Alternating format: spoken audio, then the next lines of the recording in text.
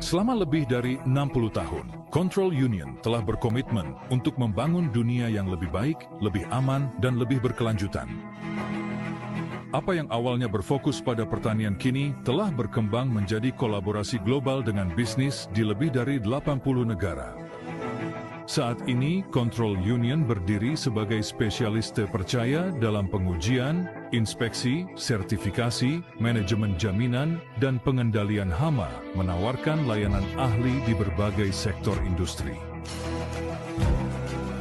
Tim kami yang terdiri dari lebih dari 6.000 profesional tersebar di seluruh dunia, memberikan pengetahuan mendalam di seluruh rantai pasok, mencakup pangan, pakan, energi, tekstil, kehutanan, aquakultur, dan perikanan, serta keberlanjutan.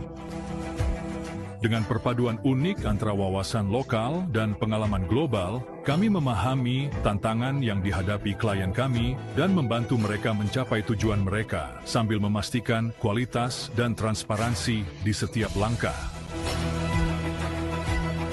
Di Control Union, kami bangga menjadi bukti di balik janji Anda.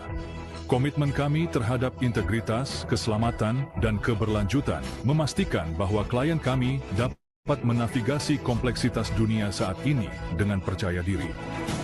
Pengujian kami memberikan jaminan atas kualitas dan keamanan. Inspeksi kami berarti pelanggan Anda dapat mempercayai bahwa kata-kata Anda benar-benar diwujudkan dalam tindakan. Dan sertifikasi kami berarti pelanggan Anda dapat merasa yakin bahwa mereka menerima produk dengan standar tertinggi. Melalui dedikasi kami terhadap keunggulan, kami membangun kepercayaan, memberdayakan bisnis untuk tidak hanya membangun rantai pasok yang lebih aman dan berkelanjutan, tetapi juga dunia yang lebih berkelanjutan. Bagi kami, ini bukan hanya tentang produk dan layanan. Ini tentang manusia, masyarakat, dan lingkungan, serta peran yang kami mainkan dalam membentuk masa depan yang lebih baik untuk semua.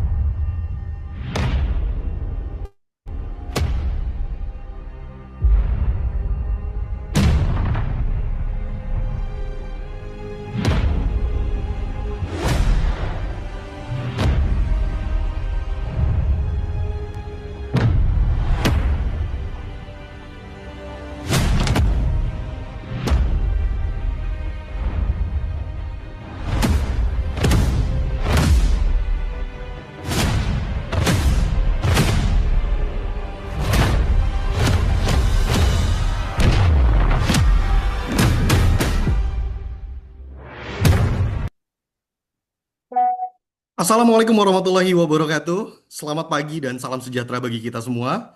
Om Swastiastu, Namo Buddhaya, salam kebajikan. Salam pesona pariwisata Indonesia, wonderful Indonesia, Sampurasun. Yes. Rampes. Rampes. Yang kami hormati para narasumber, Ketua Umum Ahli, Ketua DPD Ahli Jawa Barat, serta seluruh peserta yang hadir dari kalangan praktisi, akademisi, mahasiswa, dan pemerhati industri pariwisata. Puji syukur kita panjatkan kehadirat Tuhan Yang Maha Esa, karena atas rahmat dan karunia-Nya kita dapat berkumpul secara virtual dalam kegiatan webinar ahli series 5 dengan tema Transformasi Pariwisata melalui Konsep Regeneratif. Sebelum lisan berbicara dan makna mengalir dalam kata, mari kita teduhkan hati merenungi indahnya nikmat semesta. Atas izinnya kita masih diberi waktu untuk bersua, untuk itu mari kita berdoa bersama. Berdoa dimulai sesuai keyakinan dan kepercayaan masing-masing.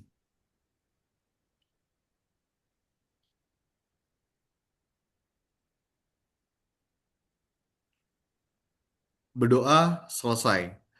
Semoga setiap ucapan doa, niat yang terucap dan kehadiran kita pada webinar ini bernilai amal dan dalam pandangannya menjadi cahaya di dunia dan saksi kebaikan di akhir masa.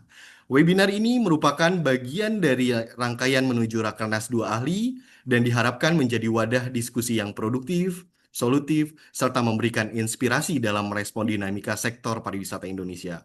Perkenankan saya Dani Ramdhani selaku pembawa acara untuk memandu jalannya kegiatan hingga selesai. Sebagai bentuk penghormatan terhadap tanah air, mari kita bersama-sama menyanyikan lagu kebangsaan Indonesia Raya.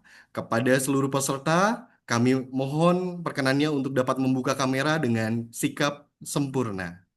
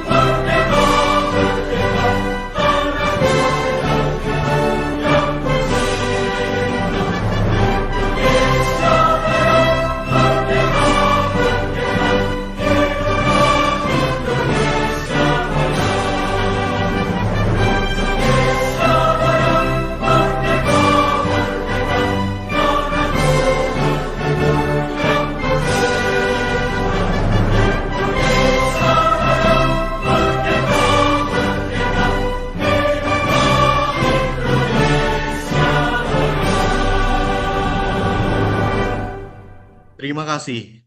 Selanjutnya, marilah kita bersama-sama menyanyikan Mars Ahli sebagai bentuk semangat kolektif dan kebanggaan kita sebagai insan hospitality Indonesia.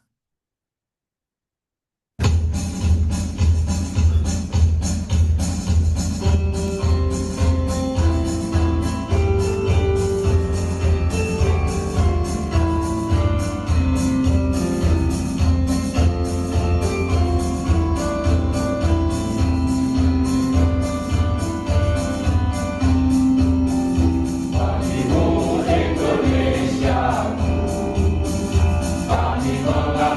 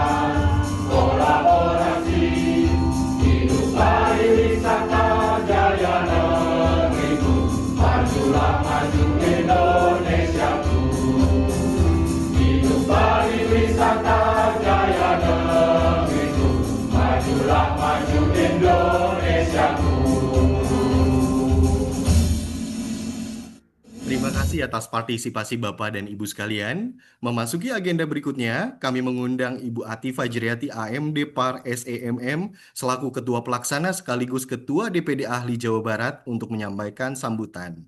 Kepada Ibu Ati Fajriati, kami persilahkan.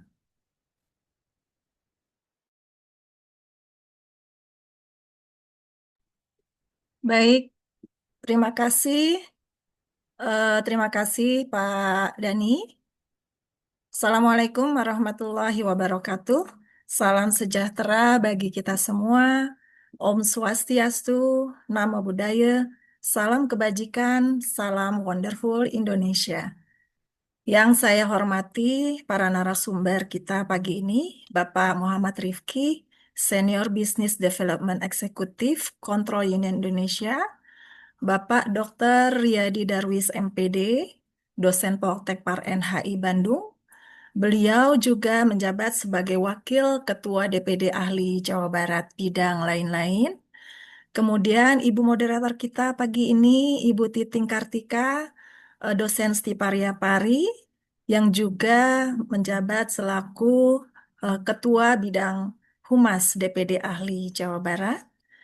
Tak lupa yang saya hormati juga Bapak Ketut Swabawa, Ketua Umum Ahli, beserta para pengurus, mitra strategis kami, Kontrol Union Indonesia, serta seluruh insan pariwisata yang telah hadir secara virtual hari ini. Alhamdulillah, atas rahmat dan karunia-Nya bahwa kita diberi kesehatan hari ini untuk dapat hadir dan dipertemukan kembali dalam kegiatan webinar nasional Road to Rakernas Kedua Ahli series kelima.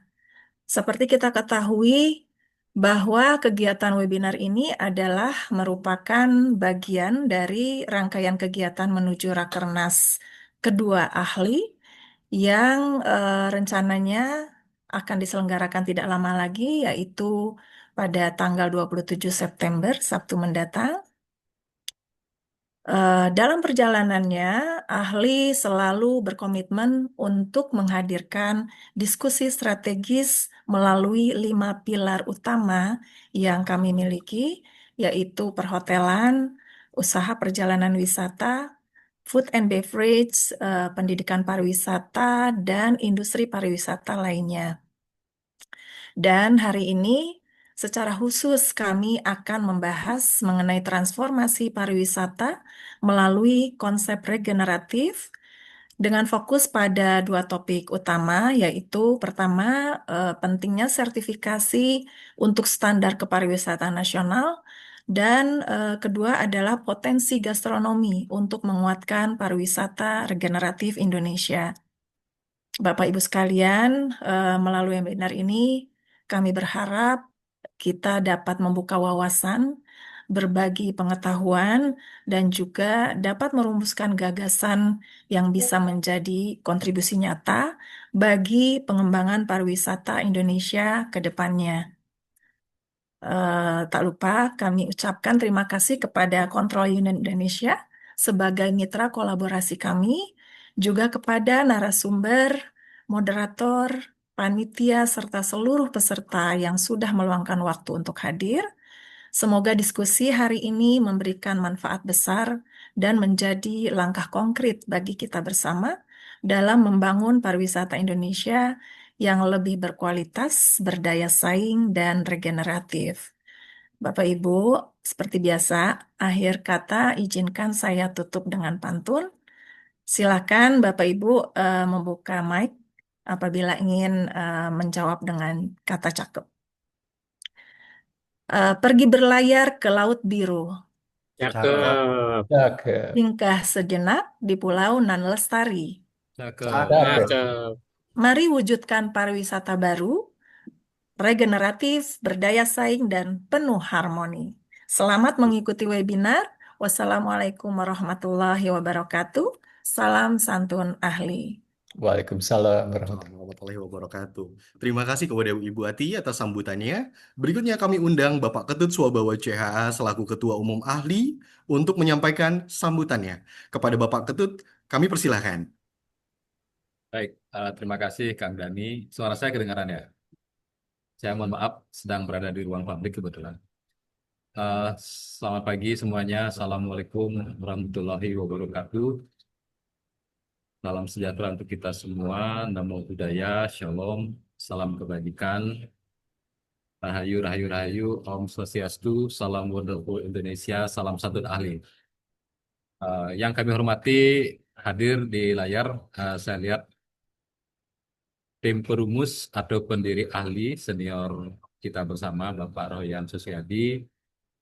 Dia juga kebetulan bis di Bandung. Selamat pagi, Pak Royan. Ya. Yang kami hormati seluruh jajaran Dewan Pimpinan Pusat Ahli yang berkenan hadir pada sesi yang kelima ini dan berkesempatan di weekend ini. Yang kami hormati para narasumber yang luar biasa, Bapak Muhammad Rifki dari Control Union. Terima kasih ya Pak Rifki sudah mendukung kegiatan Rakernas kita dan mengisi webinar pada sesi yang kelima ini. Dan Sama-sama, juga Pak. ya, dan juga selamat pagi yang kami hormati Pak Dr.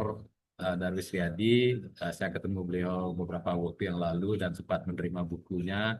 Kemarin saya bedah buku di Pokepar Bali, saya sampaikan membaca 635 halaman, luar biasa Pak Darwis. Terima kasih. Selamat pagi, Pak. Salam hormat tetap menginspirasi Pak Darwis. Ya. Insya Allah. Ya. Yang kami hormati seluruh jajaran DPD Ahli Jawa Barat. Pada kesempatan ini saya sampaikan apresiasi khusus ya.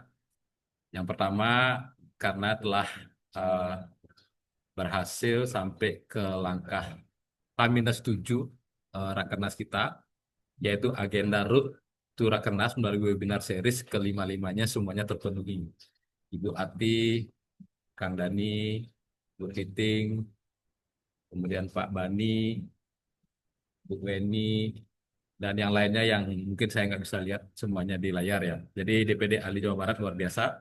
Kami dari DPP Ahli menyampaikan apresiasi dan kebanggaan setinggi-tingginya.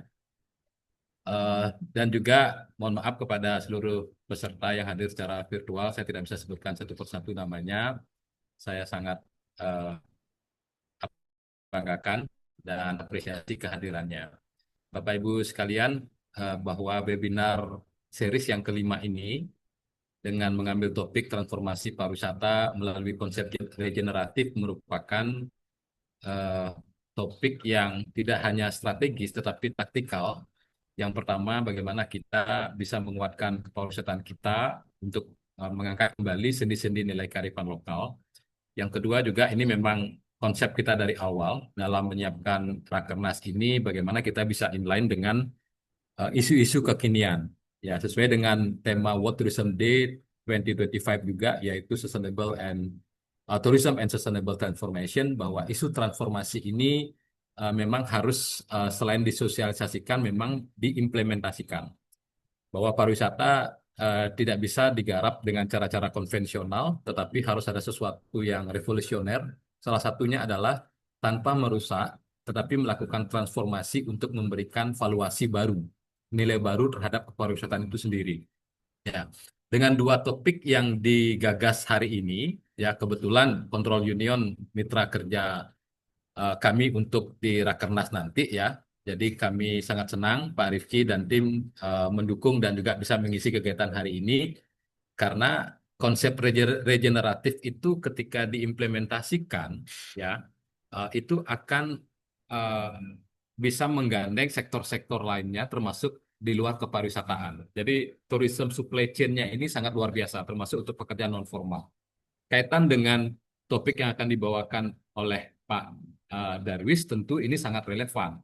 Ya, saya sudah baca buku beliau, walaupun belum habis Pak, mohon maaf sekitar 400 halaman sudah. Bagaimana salah satu contoh pilar regeneratif melalui makanan khas lokal, ya diangkat dengan konsep gastronomi, ini akan memberikan nilai tambah dari nilai lokalitas kita sebagai unique selling proposition kita atau USP kita, sehingga dia nanti bisa memberikan dampak luar biasa, memberi nilai baru terhadap pariwisata.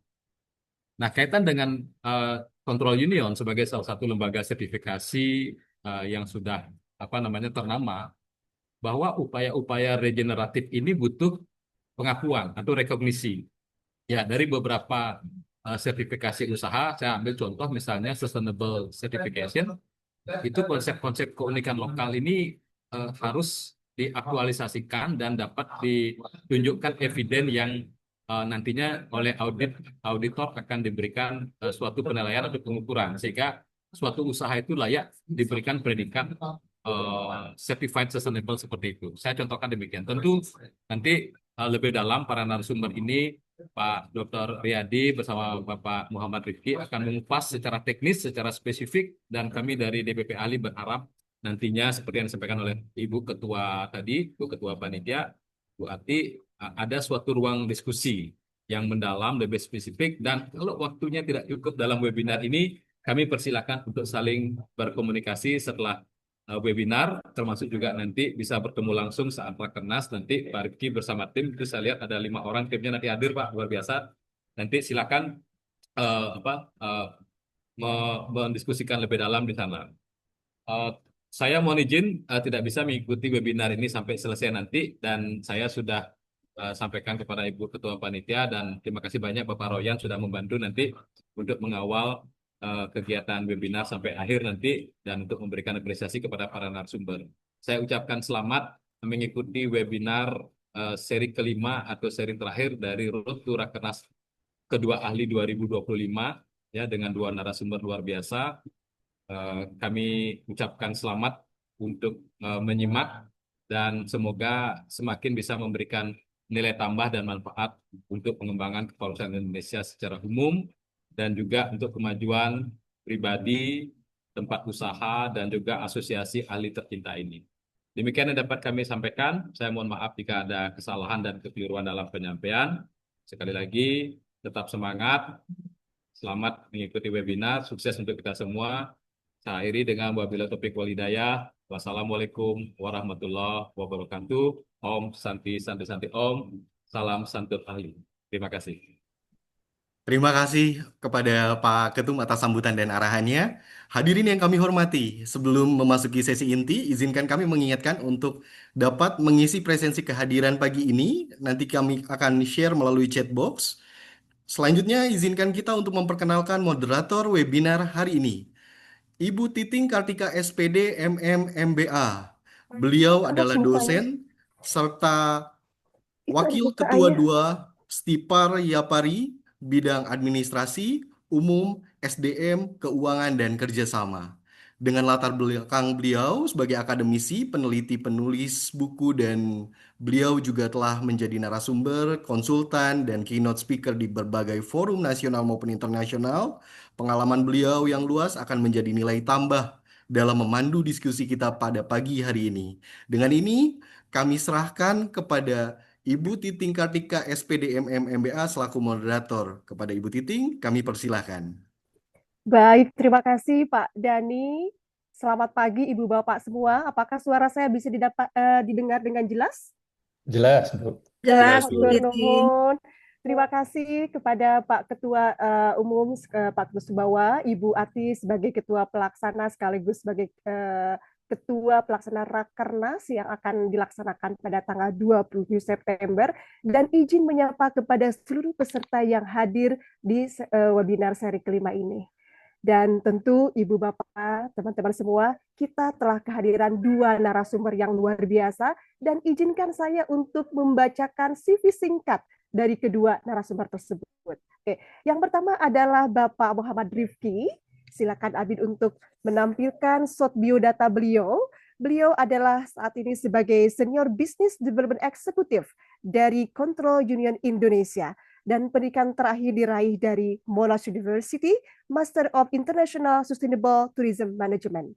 Beberapa kegiatan lainnya telah dilaksanakan seperti di Singsua Southeast Asia Center sebagai Marketing and Event Manager dan sebagai Account Executive di Booking.com Indonesia. Wow, luar biasa. Dan tentu saja dengan latar belakang yang mumpuni, sangat tepat nanti akan menyampaikan materi yang terkait dengan sertifikasi untuk standar kepariwisataan nasional di Indonesia.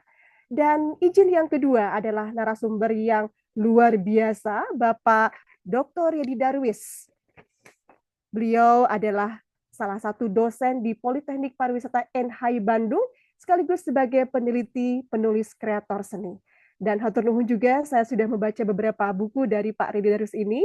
Dan satu hal sebagai informasi bahwa Pak Dr. Ridhi Darus ini beberapa karya telah direkognisi di level internasional. Dan 25 karya buku ini telah tampil di sejumlah perpustakaan kelas dunia. Ini luar biasa ya, ahli sangat bangga memiliki Bapak Dr. Ridhi Darus ini sebagai panutan dalam berkarya dan membangun pariwisata di Indonesia, terutama di sektor gastronomi. Dan tentu saja ada karya lain, diantaranya adalah 220 lagu berbasis puisi, puluhan lukisan perca, dan sebagai narasumber di sejumlah institusi media cetak dan elektronik. Baik, Ibu Bapak Akang Teteh, untuk mengefisiensikan waktu, izin kami mengundang yang pertama adalah Bapak Muhammad Rifki yang akan menyampaikan terkait materi pentingnya sertifikasi untuk standar kepariwisataan nasional. Kepada seluruh audiens yang mempersiapkan pertanyaan, bisa tulis dalam kolom komentar atau juga bisa menyampaikan secara langsung melalui fitur Raise Hand. Dipersilakan kepada Bapak Rifki, the screen is yours. Baik, terima kasih Bu Titing atas kesempatannya. Assalamualaikum warahmatullahi wabarakatuh. Selamat pagi rekan-rekan semua. Sekali lagi saya ingin mengucapkan terima kasih juga kepada ahli, kepada Pak Ketut Swabawa atas kesempatannya juga untuk berkolaborasi dengan kami Control Uni Indonesia. Untuk kesempatan kali ini, kami akan berbagi sebenarnya mengenai pentingnya sertifikasi untuk di dunia pariwisata, karena kalau tadi Pak Ketut juga sempat menyinggung bahwa bentuk aksi dari sustainability yang mungkin telah dilakukan oleh rekan-rekan semua di sini perlu adanya sebuah bentuk validasi bahwa aksi tersebut juga kredibel dan juga sudah sesuai dengan standar. Seperti itu. Saya mungkin izin untuk share screen.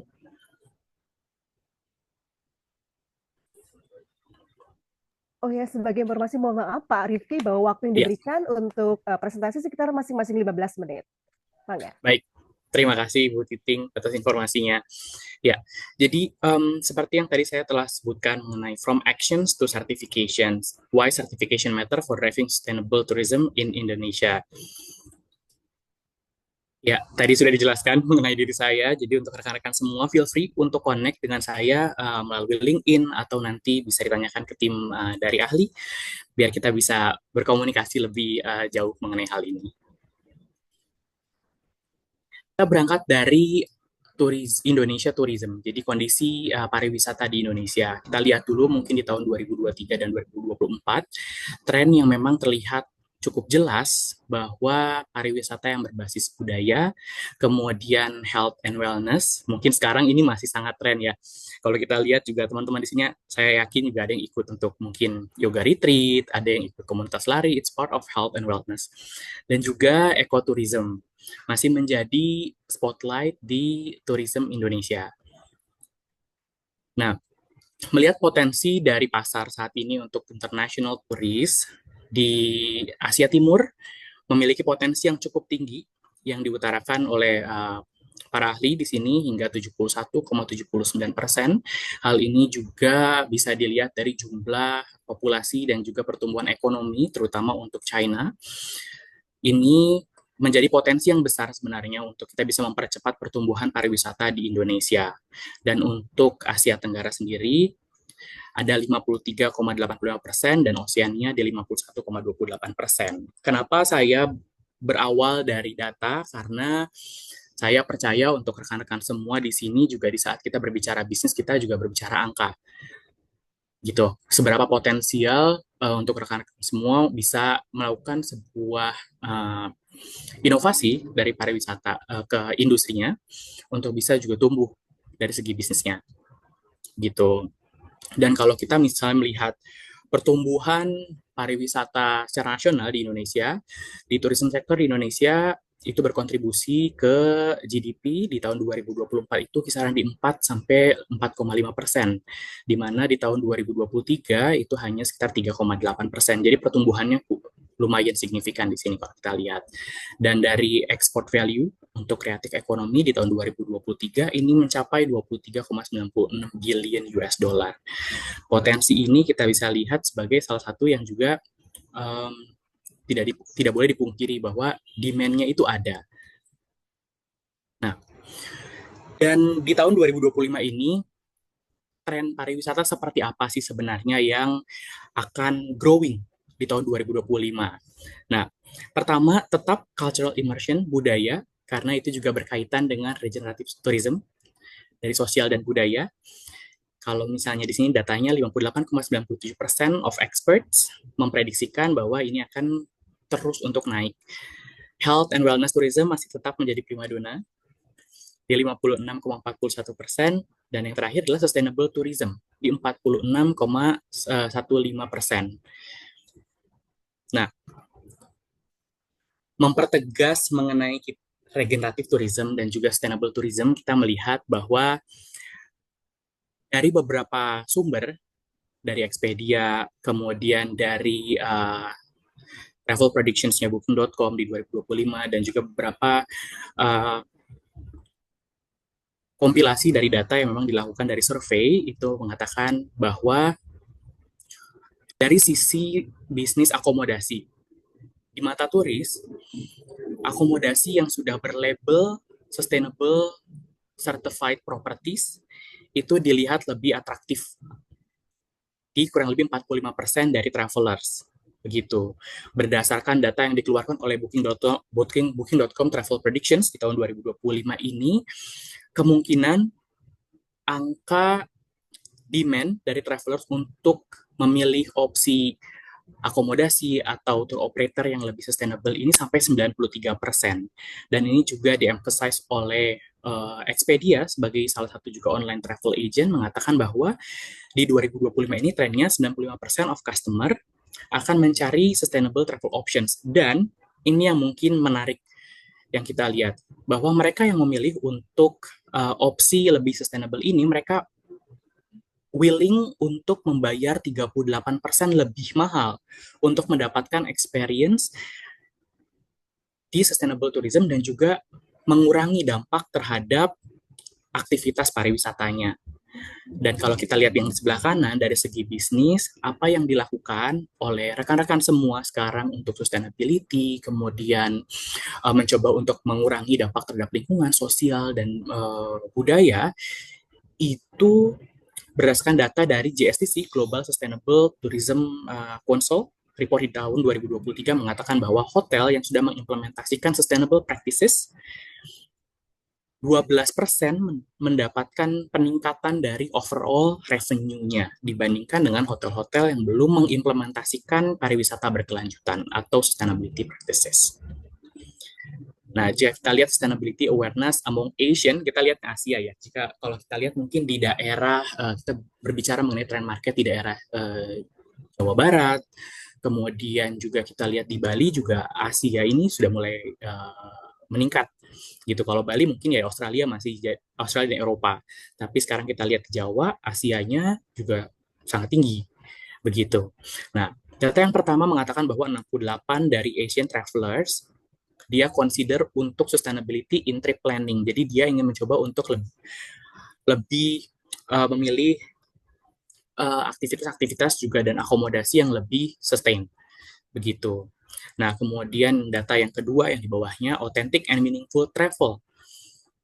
Dari 25% mereka lebih memprioritaskan untuk yang lebih otentik dari segi pengalaman pariwisata yang berbasis budaya dan culture, seperti itu. Dan 22% dari mereka juga ingin berkontribusi untuk lokal ekonomi. Dan dari Indian travelers, 24 bahkan motivated by personal values and belief di sini. Nah, data yang terakhir mengatakan dari segi practical sustainable behavior. Kita mungkin fokus yang di-highlight oleh saya di sini, 20% choose sustainable certified accommodations. Ini yang akhirnya kenapa sertifikasi ini penting. Jadi kalau kita lihat bahwa sepanjang sejarah Control Union dari 1920 hingga sekarang, kita sudah beroperasi kurang lebih di 100 tahun, base kita di Belanda. Nah, untuk industri-industri yang berbasis komoditas seperti mungkin tekstil, biofuel, agriculture, dan sebagainya, ini sudah menjadi bentuk dokumen yang mandatori. Karena apa? Karena ini juga sudah di-request oleh buyers-nya atau market-nya. Nah, di pariwisata ini belum menjadi hal yang mandatori. Tapi jika kita melihat tadi data dari awal sampai sekarang, ini menunjukkan adanya demand dari market, sehingga mungkin rekan-rekan semua bisa mengconsider untuk lebih memvalidasi aksi sustainability yang telah dilakukan di bisnisnya masing-masing di dunia pariwisata.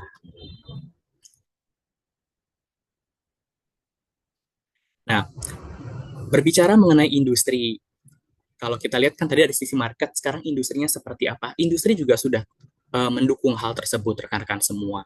Jadi kalau kita lihat dari sisi online travel agent, karena kalau kita lihat data yang global sekarang, dari segi market behavior, bahwa sekarang kita kalau misalnya memilih untuk booking akomodasi lah, kita bisa lihat di sini contohnya, kita lebih sering menggunakan online travel agent seperti mungkin Traveloka, ada booking.com, ada trip.com atau tiket.com. Nah, online travel seperti ini mereka sudah mulai meng-highlight atau bahkan beberapa online travel agent sudah membuat filter tersendiri bagi properti-properti atau hotel di sini yang sudah tersertifikasi sustainability-nya yang secara global. Begitu. Nah, contohnya di sini ada booking.com, ada trip dan juga tiket.com, ada tiket green. Ini maksudnya seperti apa dan dampaknya seperti apa ke bisnis. Jika tadi di awal kita berbicara mengenai demand, berarti orang tersebut mencari sebuah kemudahan di saat mereka ingin mencari akomodasi yang sudah bersertifikasi. Nah, dengan begitu, di saat teman-teman masuk ke dalam filter dari online travel agent ini, itu semacam memberikan manfaat visibility booster untuk teman-teman semua. Karena kalau kita berbicara, siapa sih di sini turis yang bisa mencari atau scrolling sampai page 3, page 4, page 5 di page online travel agent tersebut kan.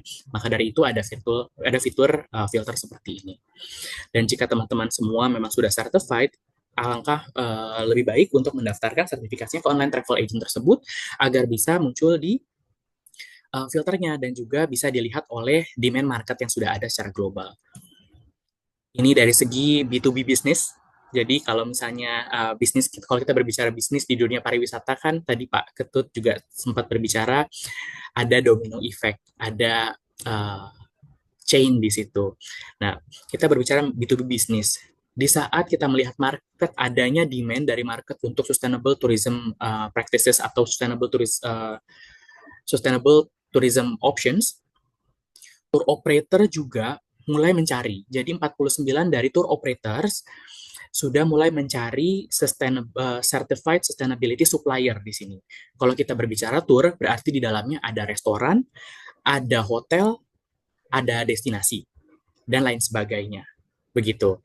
Nah, jadi ini menjadi sebuah potensi sebenarnya untuk para pelaku bisnis pariwisata untuk bisa dilirik oleh tour operator ini. Dan berdasarkan key takeaways dari Adventure Travel Trends and Insights Report di 2025, dari tour operator selain mereka juga mengeducate clients dan juga supplier mereka juga mulai shifting di sini untuk sustainable travel atau sustainable suppliers di sini. Jadi sekarang, kenapa sebenarnya sustainability certifications ini matter more than ever? Pertama, ini membuat rekan-rekan semua bisa mendapatkan competitive advantage dari segi bisnis. Demand-nya ada di situ, sudah didukung oleh industri. Tinggal bagaimana rekan-rekan semua di sini pelaku bisnis, juga institusi pendidikan bisa lebih juga meng-embed sustainability di dalam materi pendidikannya. Seperti itu. Jadi mendapatkan competitive advantage dari segi bisnis dan juga meminimalisir dari segi dampak terhadap lingkungan.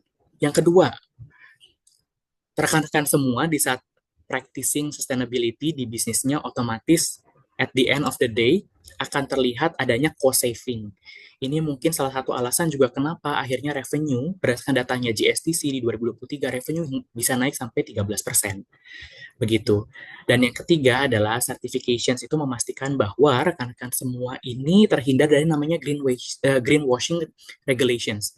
Karena sekarang banyak juga bentuk sertifikasi yang memang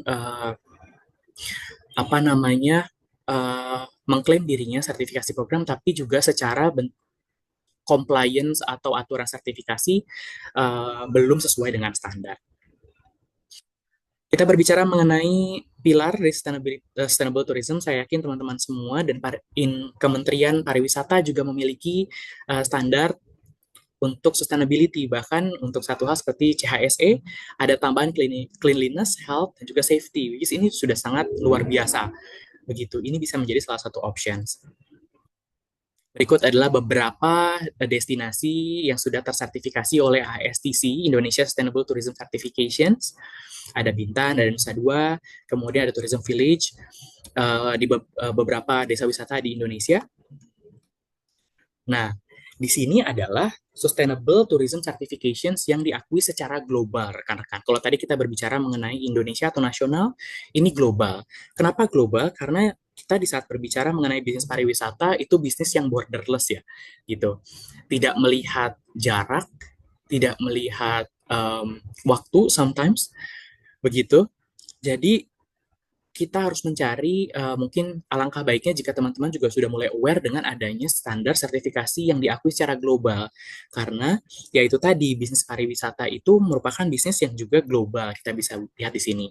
Ada di antaranya Archeck, Green Globe, Green Key, GSTC merupakan standard of the standards yang menurut kami dari segi auditor juga skemanya atau kriterianya digunakan atau diadopsi oleh beberapa sertifikasi lain seperti juga Archeck kalau nggak salah itu menggunakan juga skema yang mirip dengan beberapa tambahan.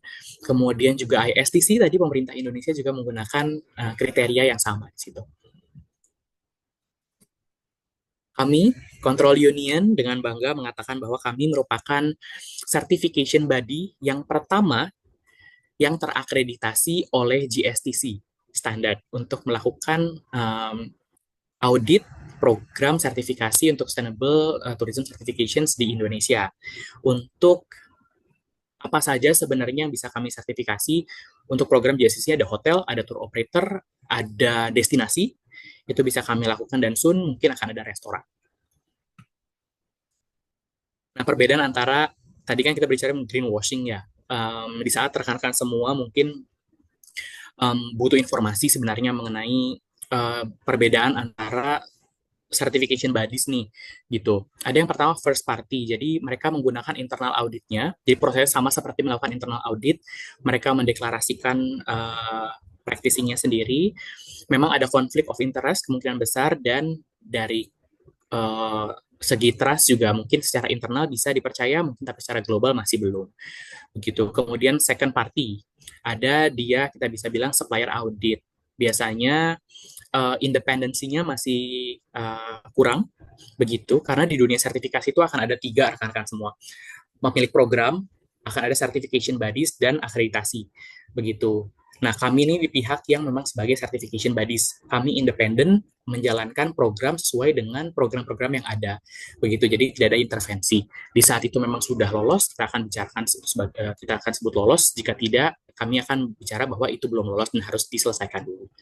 Begitu. Dan kami masuk ke yang mana? Kami masuk ke yang 3, yang third party ini. Kami independent organizations untuk memverifikasi practicing yang sudah dilakukan para rekan-rekan semua ini valid dan sesuai dengan standar secara global. Jadi bisa diakui juga gitu validasinya dan kredibilitasnya. Bagaimana sebenarnya cara untuk certified? Sangat mudah. Jadi ini juga terimplementasi dimanapun, tidak hanya di Control Union. Rekan-rekan bisa request untuk certification verifications, kemudian kami akan kirimkan offering letternya, kemudian ada audit plan yang akan kami kirimkan, schedule, di-review, dan rekan-rekan semua akan mendapatkan sertifikatnya nanti jika sudah selesai dengan reportnya. So, what will be your challenge to get certifications? Berdasarkan langkah yang telah kami lakukan so far, dan saya pribadi, saya khusus untuk industri di pariwisata, ini adalah sebenarnya challenges yang kita hadapi. Jadi, regulations di mana belum ada aturan yang memang menuntut para pelaku pariwisata harus certified untuk formalitaskan atau kita bisa membuat aksinya itu kredibel. Begitu. Untuk di beberapa negara lain seperti Turki itu sudah diatur oleh pemerintah.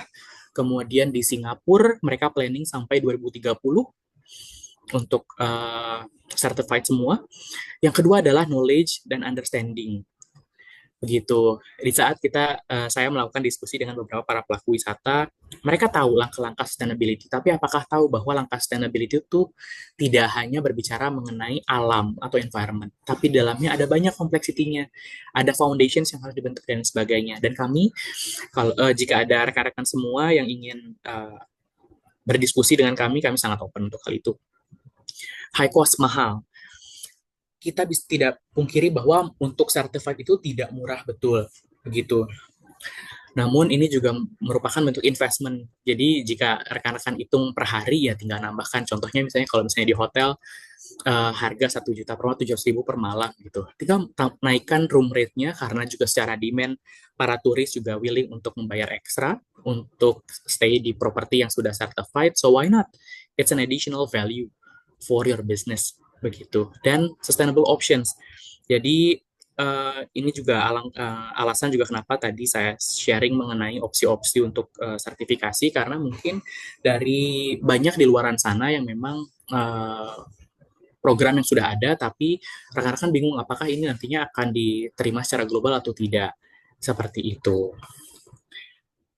Dan ini juga didukung oleh data yang dikeluarkan oleh Ibu Menteri, mengatakan bahwa pemahaman untuk mewujudkan destinasi wisata yang berkelanjutan juga menjadi tantangan bagi pariwisata Indonesia.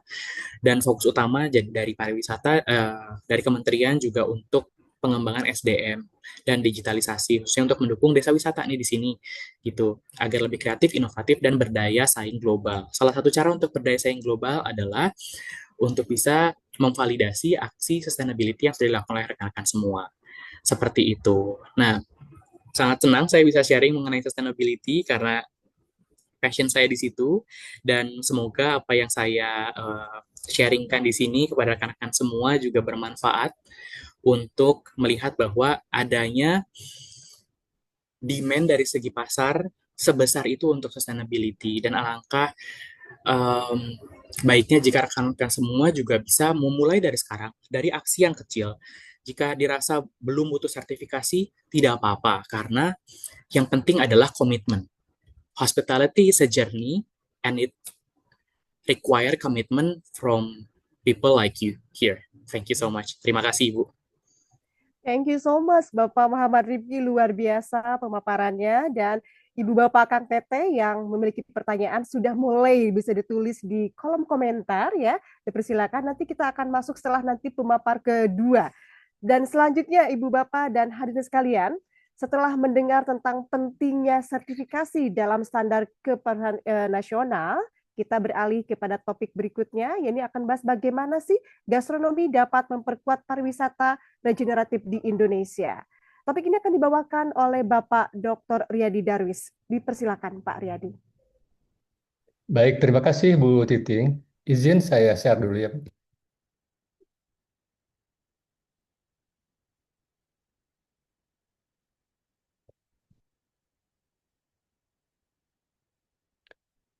Bismillahirrahmanirrahim. Assalamualaikum warahmatullahi wabarakatuh. Sampurasun. Rampes, Pak. Rampes, Terima Pak. kasih. Sampes, Pak. Alhamdulillah ya, Ibu dan Bapak sekalian, terima kasih sudah berkenan hadir untuk memenuhi undangan kami. Ibu dan Bapak, pada sesi ini saya akan mengetengahkan tentang potensi gastronomi untuk menguatkan pariwisata regeneratif Indonesia. Saya akan mencoba untuk kita berkilas balik tentang potensi apa yang kita miliki saat ini, gitu ya. Baik, mari kita lihat berdasarkan data potensi Indonesia saat ini, kita memiliki 17.380 pulau. Kemudian kita juga punya kekayaan yang sangat luar biasa dari 300-an kelompok etnis. Kemudian ada 84.276 desa dan kelurahan. Ini merupakan salah satu data yang sangat penting untuk kita jadikan ini sebagai salah satu strategi ke depan. Bagaimana memetakan pariwisata Indonesia, gitu ya. Nah, dari kasus yang pernah saya lakukan, melakukan riset di satu desa di Garut, di Desa Pakuan tepatnya, per satu desa itu saya memperoleh informasi dan inventaris terkait dengan kekayaan kuliner. Di satu desa itu ada 180. Nah, saya mencoba untuk memprediksi gitu ya. Ini kisaran angka kasar begitu ya, ragam kuliner yang ada di Indonesia. Kalau kita kalikan dengan angka 84.276, akan diperoleh ada 15.928.164 data. Ini sangat luar biasa. Taruhlah misalnya kalau kita ambil 10% saja, ini sudah 1,5 juta data. Ini sangat luar biasa. Mari kita lihat lagi. Nah, potensi-potensi ini akan memberikan sebuah implikasi yang sangat luar biasa. Tadi kita sudah mengenal adanya kuliner, ya, yang kaitannya dengan apa yang biasanya sehari-hari kita makan, ya, yang kita minum dan sebagainya. Tapi kemudian orang mulai bergeser, sudah mulai memasuki di dunia pariwisata bukan hanya kuliner itu untuk memenuhi kebutuhan secara lahiriah saja, akan tetapi orang sudah mulai mereka mencari pengetahuan lain terkait dengan apa itu makanan, bagaimana cara makan, gitu ya, dan sebagainya. Ini menjadi salah satu alasan orang ingin melihat lebih ke dalam di balik sebuah kuliner. Oleh karena itulah, maka wisata gastronomi ini merupakan sebuah perjalanan yang sangat luar biasa, wisata yang menjanjikan dilihat dari tadi kalau Pak Rifki menyampaikan tentang sustainable, jadi bagaimana kita mempertahankan ekosistem yang ada, kemudian kearifan lokal. Nah, ini justru ini yang akan kita bedah pada siang hari ini.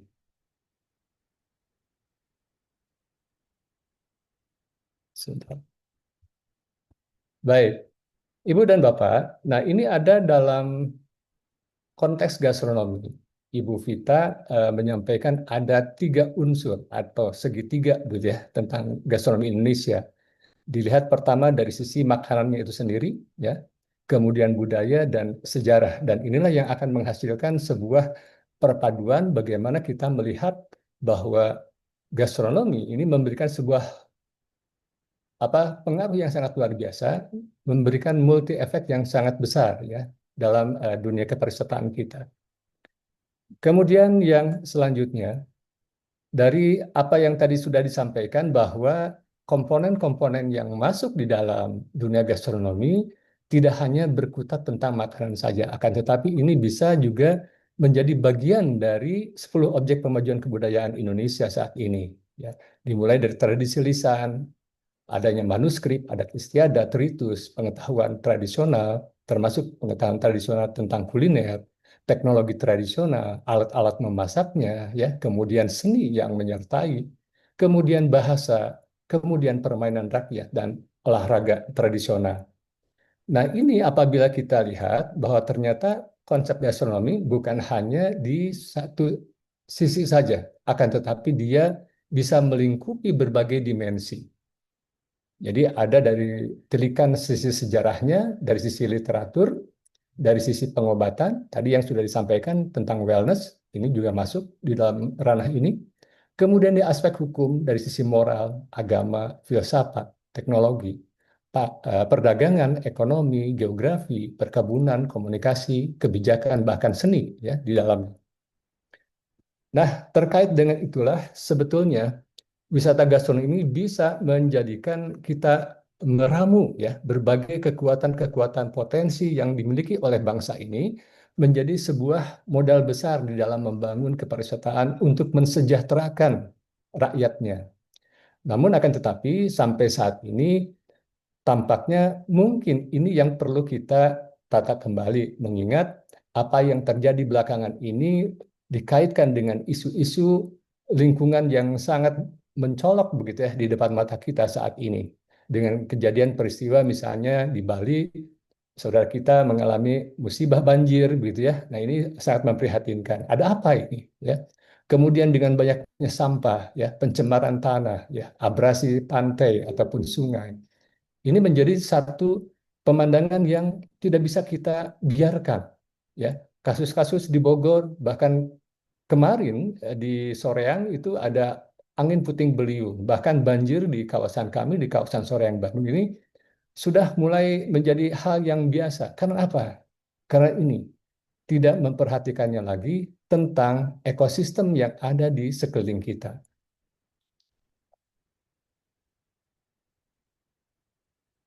Baik, nah oleh karena itulah di dalam rangka kita melakukan sebuah pendekatan bagaimana ini seharusnya pariwisata itu berpihak, maka tentu jenis pariwisata regeneratif inilah yang menjadi salah satu jawaban, yaitu bagaimana pendekatan pariwisata yang bisa mengedepankan pemulihan lingkungan dan pemberdayaan komunitas lokal. Dan inilah yang semestinya kita menjadikan sebuah perenungan bersama, mengingat jangan hanya kita mengeksploitasi ekosistem, akan tetapi kita melupakan akar sejarah, budaya, dan lingkungan masyarakat yang ada di sekeliling.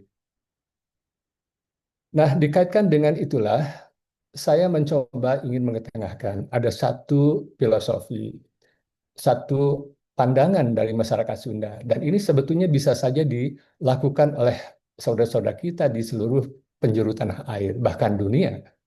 Karena di sini ada sebuah konsep yang sangat luar biasa yang sudah disampaikan oleh para leluhur kita tentang penerapan konsep Tritangtu di Buana. Jadi konsep ini memberikan satu pemahaman tentang bagaimana kita memandang diri kita, alam dengan Tuhan gitu ya. Kemudian kita kaitkan dengan kosmologinya, adanya buana luhur ya, buana pancatengah, buana handap gitu ya. Kemudian ada pranata sosial terkait dengan 3 komponen ya di dalam pranata sosial ini, meliputi kelompok eksekutif, kelompok legislatif, dan kelompok yudikatif. Disimbolkan dengan bahasa setempat adalah Sang Prabu, Sang Rama, dan Sang Resi. Gitu. Nah, ini semua, ini konsep ini tidak hanya berlaku dalam konsep-konsep yang dikaitkan dengan perantaraan sosial, tetapi konsep ini telah mendarah daging di dalam konteks kehidupan pertanian maupun di dalam kehidupan pengolahan kuliner itu sendiri. Termasuk di dalamnya, misalnya contoh dari alat-alat memasak, itu menggunakan pendekatan konsep-konsep Tritangtu di Buana. Ibu Bapak, ini salah satu gambaran bagaimana masyarakat Sunda memandang bahwa kehadiran dirinya ini harus menerapkan mampu dengan menjalankan prinsip Tritangtu ini. Ya. Kalau kita lihat di sini ada 4 jenis alat memasak tradisional orang Sunda. Ini sebetulnya bukan alat-alat yang biasa, akan tetapi ini syarat dengan makna-makna filosofis. Jadi kita harus bisa memahami bahwa ternyata leluhur kita sudah jauh dia visioner, ya futuristik di dalam mengatasi berbagai persoalan-persoalan yang akan dihadapi oleh anak generasi selanjutnya. Nah, inilah satu gambaran bahwa ternyata ini memberikan satu ilustrasi bahwa kita itu harus selalu ingat bahwa kita ini hanya salah satu bagian dari wakil Tuhan di muka bumi yang harus bisa merepresentasikan, gitu ya, harus bisa menjaga keseimbangan alam. Maka prinsip sifat-sifat yang harus ditonjolkan adalah dengan adanya silih asah, silih asih, silih asuh. Bahkan di dalam perilaku ini harus dimantapkan dengan adanya tekad ucap lampah, begitu ya. Jadi ini harus menjadi satu kesatuan yang tidak bisa dipisahkan. Bahkan di dalam konsep terkait dengan ekosistem, orang Sunda memiliki 3 klasifikasi terkait dengan tata ruang lahan. Ada leuweung larangan, ada leuweung tutupan, dan leuweung garapan.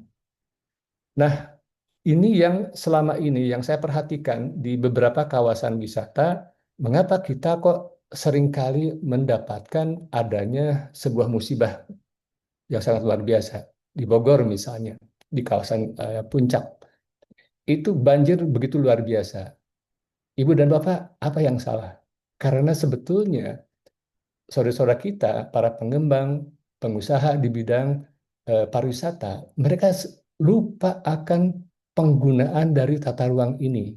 Mereka dengan seenaknya menggunakan daerah-daerah kawasan seperti leuweung larangan ataupun tutupan ini untuk diperuntukkan untuk kepentingan bisnis. Padahal bukan itu sebetulnya yang diharapkan. Nah, inilah sebetulnya yang harus kita pertimbangkan kembali, mengingat tata ruang seperti ini adalah tata ruang untuk menjaga keseimbangan. Karena leuweung larangan, leuweung tutupan ini sangat potensial untuk bisa memberikan kesejahteraan bagi masyarakat sekitarnya. Nanti kita bahas bersama. Kemudian yang selanjutnya, Sebentar. Nah, Ibu Bapak sekalian, jadi kalau kita lihat ini ada segitiga ya, jadi tritangtu begitu ya. Jadi kalau kita dimensinya antara dimensi Rama, Prabu dengan Resi begitu ya. Kemudian kalau kita alihkan dalam bahasa modern dengan istilah legislatif, eksekutif dan yudikatif, tapi kalau kita lihat dari perspektif kita, hubungan kita manusia dengan alam ini sangat luar biasa. Jadi ini tiga pelaku di dalam dunia ini adalah orang yang harus kita memperhatikan. Kita meskipun sebagai wakil Tuhan, akan tetapi kita harus memiliki sebuah kearifan. Jadi jangan dianggap bahwa alam itu hanya tumbuhan saja ataupun hewan saja. Bahkan makhluk-makhluk yang lain pun sebetulnya itu termasuk makhluk gaib juga. Ini adalah bagian yang tidak boleh kita singgung keberadaannya.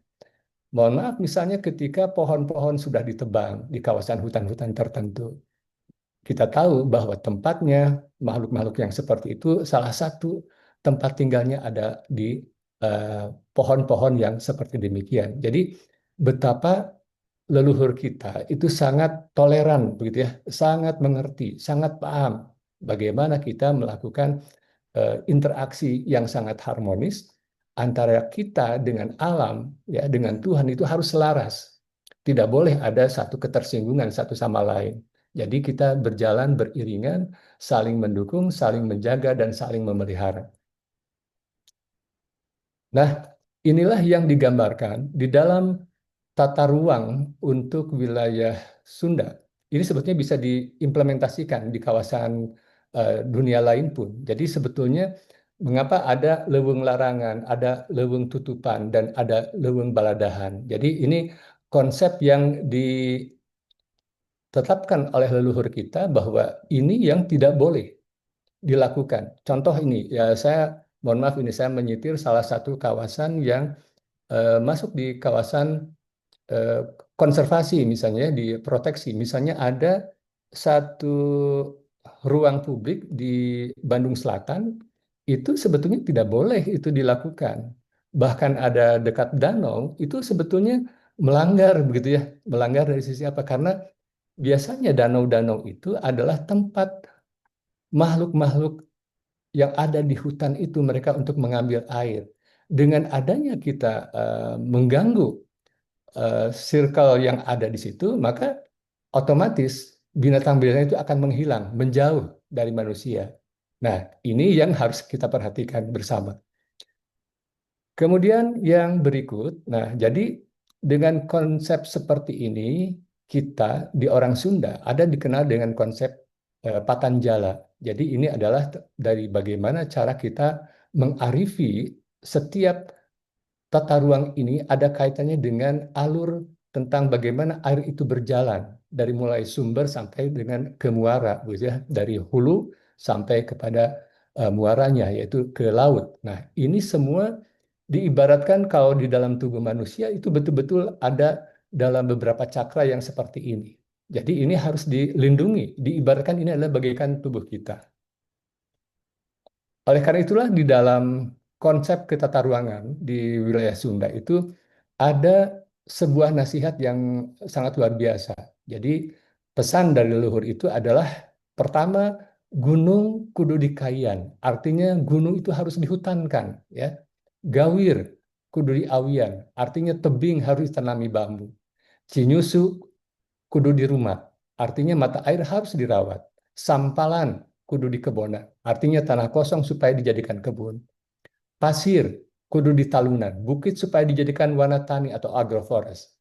Daratan, lahan datar supaya dijadikan sawah. Lebat kudu dicayan, tempat rendah agar disimpan untuk menyimpan air.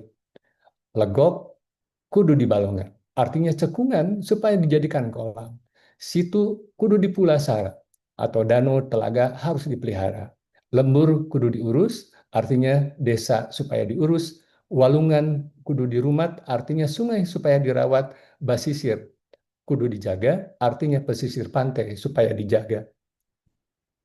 Nah, berdasarkan itu, maka kalau kita lihat, jadi ini saya melihat bahwa penentu pola konsumsi pangan masyarakat tradisi, saya melihat ada 6 unsur yang mempengaruhi dalam kehidupan masyarakat tradisi kita.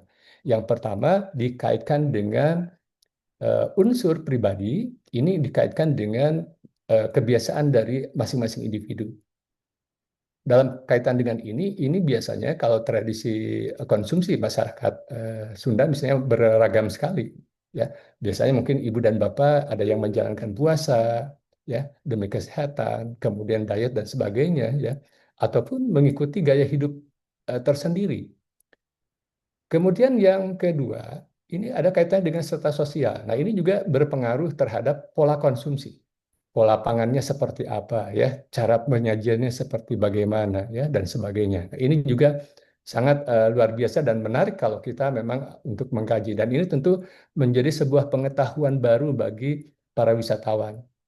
Kemudian agama ataupun kepercayaan pun ini punya pengaruh besar di dalam rangka masyarakat tradisi menjalankan kehidupan termasuk di dalam tata kelola dia terkait dengan pangan maupun pengonsumsiannya. Yang keempat, jadi di dalam pola konsumsi ini, bahwa makanan-makanan yang mereka santap itu biasanya akan bergantung kepada musim. Jadi kalau di wilayah kita sebagai iklim tropis, bahkan di Sunda ada beberapa jenis musim, ya, musim K3, ngijih, mitembayan, tani, panen, itu semua menggambarkan bahwa di masing-masing musim itu memang akan ada muncul berbagai macam pangan yang akan hadir, ya. Jadi yang sesuai dengan musimnya, begitu ya. Nah, ini dan ini tentu menjadi sebuah kajian yang menarik. Kemudian dikaitkan juga dengan tempat. Orang pesisir dengan orang pedalaman, dengan orang kota dan sebagainya. Ini punya bahan pangan yang khas bagi mereka, ya. Jadi orang-orang pesisir mungkin akan lebih banyak mengonsumsi aneka ikan-ikanan, tapi berbeda dengan orang-orang pegunungan, ya. Orang-orang perladangan dan sebagainya. Nah, ini juga akan memberikan satu varian dari aneka jenis kuliner dan tentu ini akan menjadi sebuah materi menarik lagi yang bisa kita lakukan. Pak Riyadi, Kemudian, mohon maaf, izin 5 menit lagi. Mohon oke, maaf. siap, Baik, terima siap Bu kasih. Siti. Sebentar lagi. Nah, kemudian dikaitkan juga dengan waktu. Nah, ini dikaitkan dengan penggunaan waktu. Kapan itu biasanya mereka melakukan, ya? Pagi-pagi, siang, sore ataupun malam.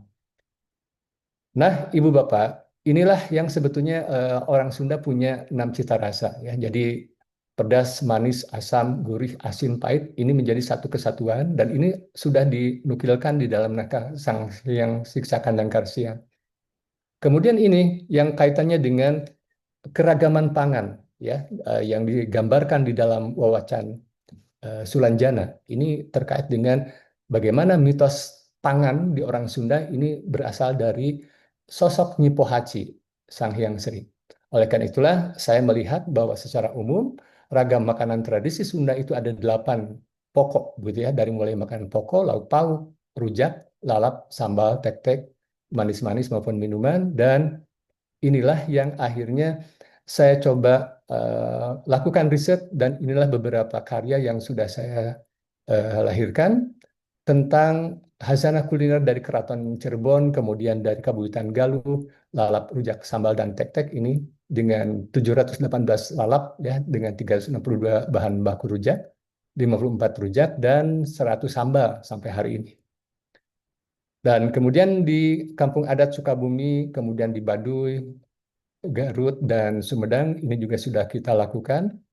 Kemudian yang terakhir baru kemarin, saya dari Kuningan dan Cianjur. Nah, ini datanya yang bisa menjadikan sebagai dasar bagaimana ke depan kita bisa mengoptimalkan seluruh aset-aset seperti ini bisa menjadi bagian bagaimana kita mengemas pariwisata itu sebagai wisata yang regeneratif, berbasiskan tentang kearifan lokal di ekologi. Nah, ini yang tahun ini insya Allah mudah-mudahan mohon doanya, saya akan meluncurkan tentang buku Hasanah Sambara dan Rempah Sunda. Ini ada lebih dari 300 jenis sambara, begitu ya. Insya Allah dalam 3 jilid. Nah, barangkali itu Bu Titing, Ibu dan Bapak yang lain, para pemirsa yang lain, apa yang bisa saya sampaikan bahwa pada intinya leluhur kita itu sudah menyampaikan secara kearifan, beliau memberikan sebuah saran kepada kita. Ini kalimat yang disampaikannya pada terjemahannya bahwa kita hendaklah tidur sekedar penghilang kantuk, minum tuak sekedar penghilang haus, makan sekedar penghilang lapar. Janganlah kita berlebih-lebihan, ingat suatu saat kita tidak memiliki apa-apa. Demikian pula mengenai kejujuran anak ke istri, jangan bersikap membeli hati, supaya tidak hanya tampak saja berbuat. Bila berhasil mengajarinya dan memberi nasihat, itulah anak kita, istri kita. Inilah nasihat dari naskah Sang Hyang Sisaka dan Gersian. Barangkali itu Bu Titing sebagai pemantik untuk diskusi siang hari ini. Terima kasih. Baik, hatur nuhun Pak Redi Darwis, luar biasa pemaparannya. Ternyata gastronomi tidak hanya sekedar rasa. Dan Ibu Bapak, akan kita semuanya, kita sudah memasuki sesi diskusi. Silakan Ibu Bapak jika ada pertanyaan bisa menuliskannya di kolom komentar atau juga ingin menanyakan secara langsung. Telah hadir di sini Pak D. Wibi, sudah raise hand. Silakan Pak Wibi untuk menyampaikan pertanyaannya dan ditujukan kepada siapa. Dipersilakan Pak Wibi.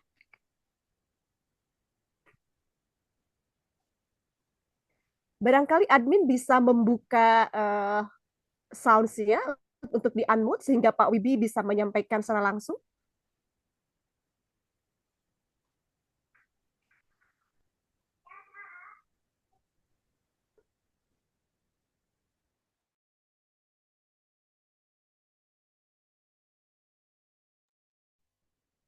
Baik, terima kasih Bu Titing. Ya.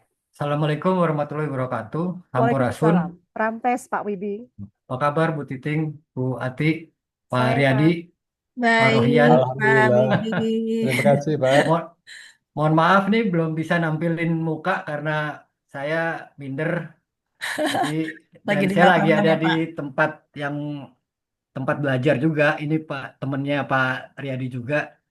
Lagi di tempatnya Kang Yoyo, Pak Riyadi. Aduh, luar biasa. Jadi saya lagi belajar tadi soal semuanya ini kesadaran berkehidupan Pak gitu loh.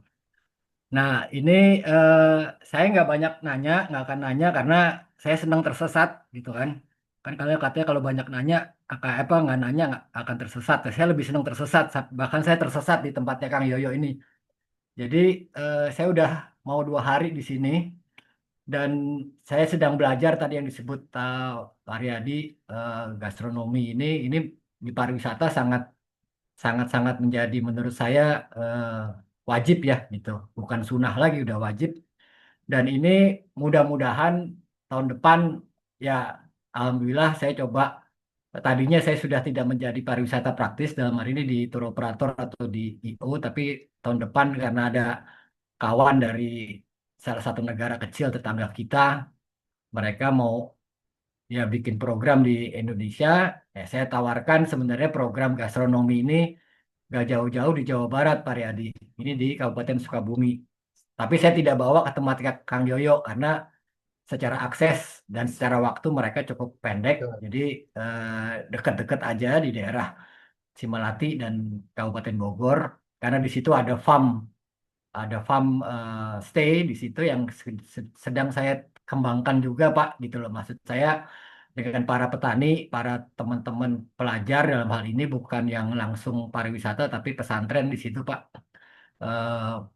Masalah gastronomi ini ya tadi kalau udah dilihat paparannya Pak Riyadi, ini menjadi apa ya salah satu mungkin kalau dibilang konten atau materi di pariwisata. Jadi pariwisata tidak hanya yang sekarang hanya bicara leisure gitu, maksudnya lihat pemandangan, foto-foto, pulang, buang sampah, ya kan, masukin di sosmed.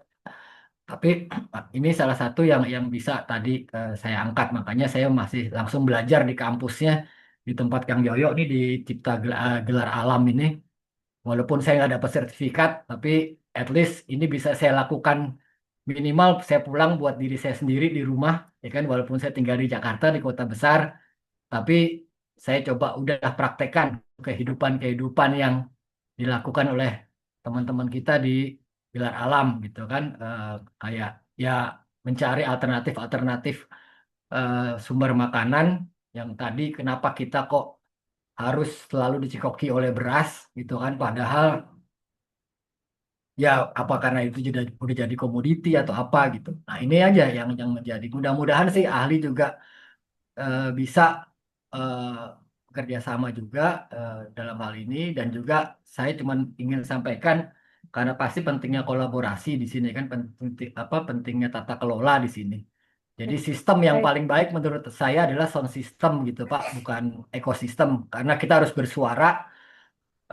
Saya sudah menyampaikan ini kepada salah satu eh, ya mungkin teman atau sahabat Hmm. saya Ya, baik di Pak staf Wibi. ahli menteri, ya sebentar Bu Titing, di Ya, tempat oke. staf ahli Pak Frans gitu kan. Nah, ISTC ini bisa bergerak bekerja sama dengan ahli, karena sertifikasi ini kita punya lokalitas yang mungkin agak beda dengan sertifikasi yang dibuat oleh internasional. Itu aja yang saya ingin sampaikan. Terima kasih. Baik, hatur nuhun. Berarti ini bentuk apresiasi Pak Wibi kepada narasumber dan juga menyampaikan insight ya Pak. Hatur nuhun Pak Wibi. Mudah-mudahan kita bisa melakukan kolaborasi ke depannya. Nah, selanjutnya juga saya melihat ada raise hand dari Pak Hendra Surip. Dipersilakan Pak Hendra.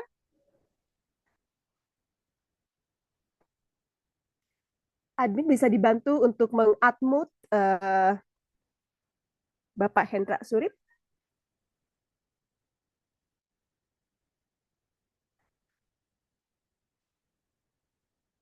Oke, sambil menunggu, barangkali saya juga membuka dan ingin membaca pertanyaan di kolom chat di sini ya. Ada dari Ibu Meli Susanti. Pertanyaannya adalah, apakah gastronomi itu, Pak? Apa saja yang harus digali untuk mengidentifikasi suatu hidangan bisa masuk kriteria gastronomi? Hatur nuhun Pak Darwis. Mohon dapat direspon, silakan Pak Darwis, ada dari pertanyaan Ibu Meli Susanti.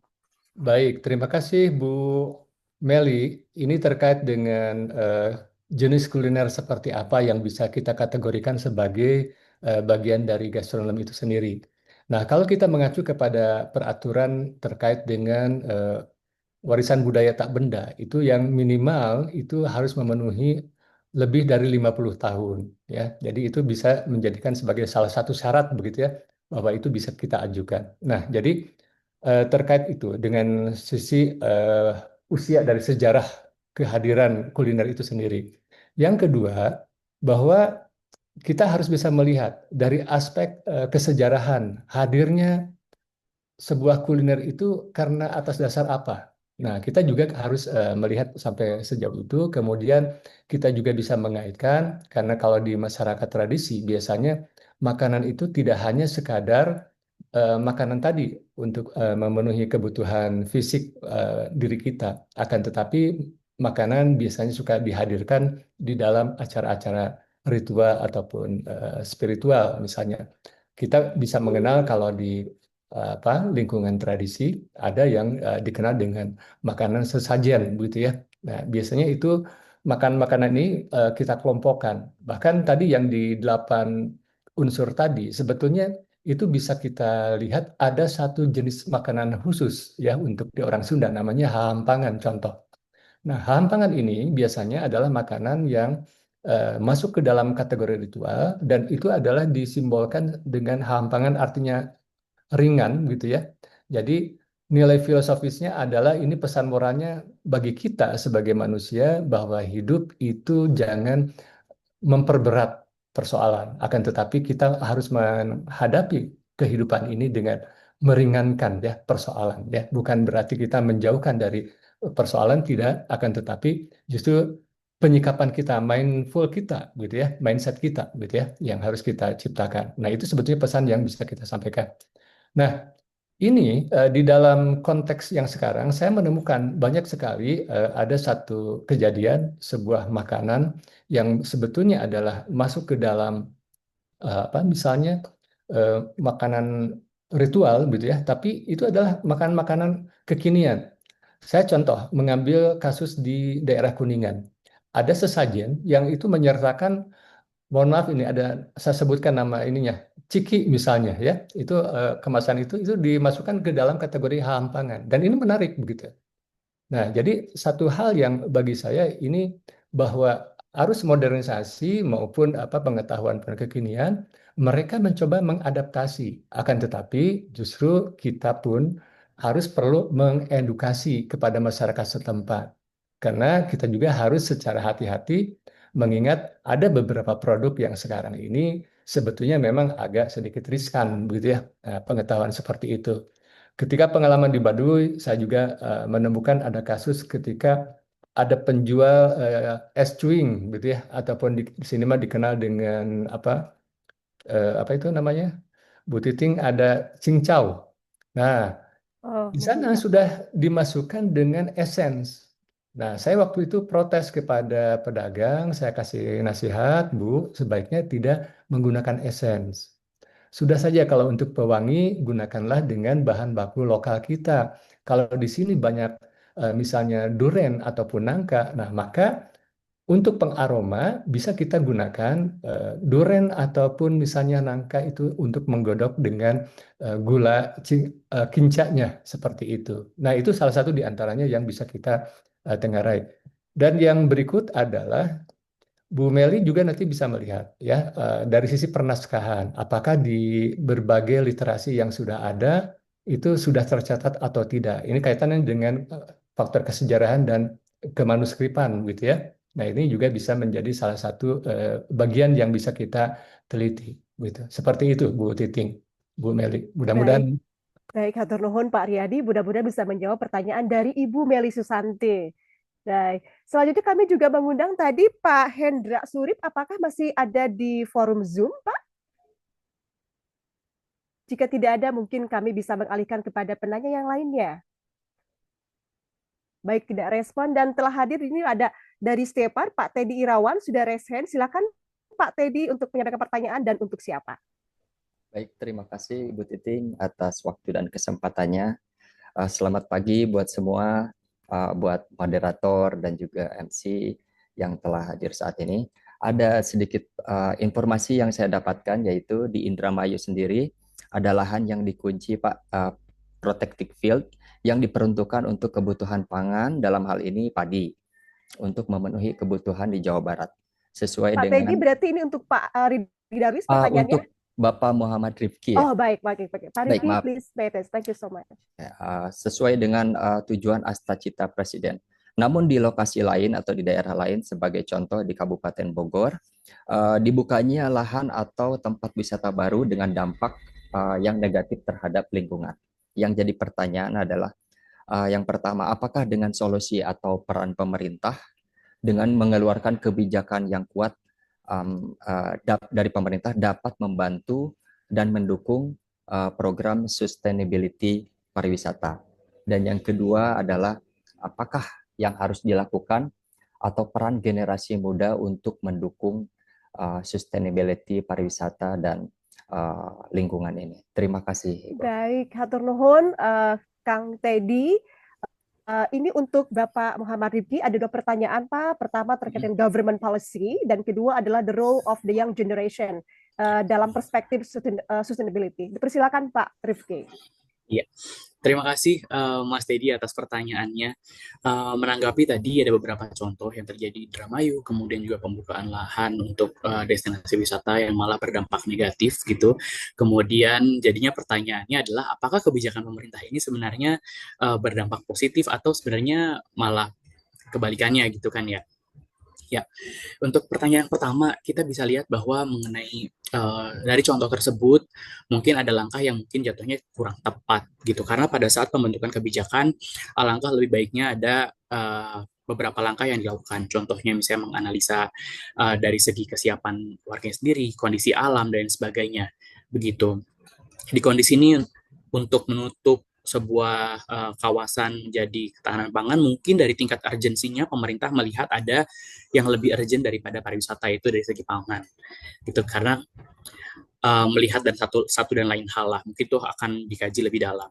Dan untuk menanggapi dampak dari pariwisata ini sebenarnya yang menarik, gitu. Tujuan dari pemerintah untuk membuka lahan untuk pariwisata adalah tujuannya adalah untuk ekonomi. warga tersebut di daerah tersebut begitu. Namun untuk di beberapa kondisi dan situasi masyarakat sendiri di dalamnya dan juga wisatawan yang datang itu tidak aware akan dampak atau aktivitas yang dilakukan ini, tidak, kita bisa bilang tidak mindful lah begitu. Jadi kadang contoh, karena saya sedikit cerita aja. Jadi sebelum saya join di pekerjaan swasta inilah kita bisa bilang, ada sebuah komunitas yang saya bangun bersama rekan saya, karena saya asli Purwakarta. Mungkin bersama rekan saya Kang Alpiadi, mungkin Pak Aryadi kenal dengan orang Purwakarta, karena pada saat saya jadi pembicara ini Kang Adi sempat bilang. Kenal, Pak. Ya, jadi kami membentuk orang Purwakarta pada saat itu. Kemudian kami tujuannya adalah mencoba untuk meningkatkan awareness masyarakat lokal bahwa mereka memiliki potensi wisata yang bisa dikelola untuk memberikan benefit secara ekonomi ke mereka. Namun, di beberapa case yang kami lakukan sampai akhirnya masyarakat itu terlalu jadinya haus melihat benefit, kemudian yang dilakukan adalah mereka mengeruk semuanya, mencoba untuk memanfaatkan itu di waktu yang sama. Kita bisa bilang keserakahan lah, manusiawi lah di kondisi tersebut. Nah, itu yang akhirnya berdampak negatif dan tidak sustain, karena tujuan dari sustainability ini adalah berkelanjutan terus. Maka dari itu, fungsi pemerintah mungkin di sini ada yang harus dilengkapi adalah monitoring. Di saat hal tersebut dilakukan, tujuan pemerintah untuk memberikan dampak ekonomi, namun juga perlu adanya monitoring, melihat bahwa masyarakat ini coba untuk di-maintain, instead of kita mengeruk semuanya lah secara sekaligus, seperti itu. Untuk pertanyaan yang pertama. Untuk yang kedua, tadi maaf, bisa diulang lagi, Kang? Iya, tadi peran generasi muda, Pak. Oke. Untuk sustainability. Ya, peran generasi muda. Kalau dari data-data yang tadi saya keluarkan itu data travelers yang basically memang umurnya kita bisa bilang di umur produktif seperti kita sekarang, mungkin sudah tidak masuk kategori muda lah ya, gitu. Tapi kalau misalnya kita masuk kategori muda sekarang, di anak-anak muda sekarang, perannya ini sangat penting. Dan saya juga sempat melihat, maksudnya di kalangan anak-anak muda sekarang, mereka lebih memilih untuk ada gerakan yang disebutnya lokavism atau lokaturism, di mana mereka di saat mereka mau makan di sebuah tempat, mereka berpikir mengenai apakah saya memberikan ekonomi benefit secara ekonomi ke tempat tersebut secara besar atau tidak. Karena di dunia sustainability ini ada yang kita sebut sebagai economic leakage atau kebocoran ekonomi. Kalau kita lihat contoh ini juga berdasarkan pengalaman pada saat saya pergi ke Fiji waktu itu untuk melakukan riset mengenai sustainable tourism-nya. Problem mereka salah satunya yang terbesar adalah economic leakage. Jadi kebocoran ekonomi dari pariwisata yang dilakukan secara besar di sana, namun secara benefit ekonominya kecil. Setelah dianalisa ternyata ada beberapa sumber kebocoran. Salah satunya adalah kebutuhan bahan-bahan yang misalnya ada di hotel dan restoran. Mereka harus mengimpor barang tersebut ke Fiji. Jadi secara ekonomi benefit itu jatuhnya tidak ke lokal, tidak ke Fiji sendiri, tapi ke negara tersebut di mana mereka mendapatkan hal tersebut. Makanya ada salah satu resort yang memberikan sebuah contoh di mana mereka memiliki lahan yang cukup luas, tapi untuk berkebun karena dia pantai dan pasir dan pulau tidak sesubur itu. Mereka akhirnya menggandeng universitas untuk bisa membantu mereka melakukan penelitian agar lahannya ini bisa mereka tanamkan seperti tomat, kebutuhan tomat. Kemudian mereka juga ada peternakan ayam kecil untuk di sana, dan menu-menu mereka karena mereka itu kepulauan, kebanyakan itu ikan dan ngambil dari nelayan lokal. Nah, lokavism ini yang dilakukan oleh anak-anak muda ini memberikan awareness sebenarnya untuk kami-kami ini yang mungkin sudah tidak muda lagi bahwa ada ya hal ini gitu. Kemudian dengan